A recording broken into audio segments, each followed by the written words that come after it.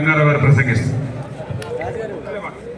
సమావేశ అధ్యక్షులు శ్రీనివాసరావు ఈ కార్యక్రమంలో పాల్గొన్నటువంటి ఉద్యోగ ఉపాధ్యాయ నాయకత్వానికి ఉద్యోగ ఉపాధ్యాయులందరికీ ఉద్యమాభినందనలు తెలియజేస్తా ఉన్నాను.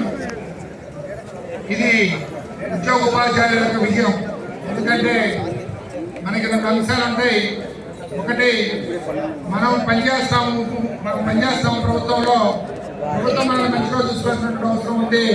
మనకు రావాల్సినటువంటి రాయితీలు కానీ మనకు రావాల్సినటువంటి చెల్లించాల్సిన ఉంది.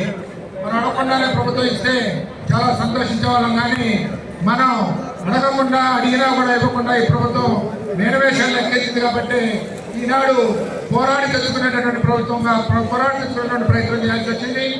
ఇది మనకి చాలా సంతోషకరమైన విషయం.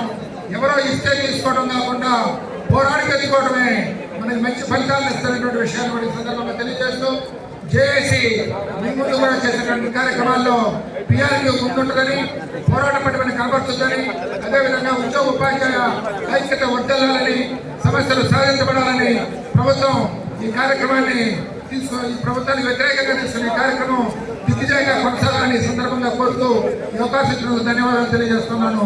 Thank you very much. Thank you. ఉద్యోగ ఉపాధ్యాయ ఐక్యత.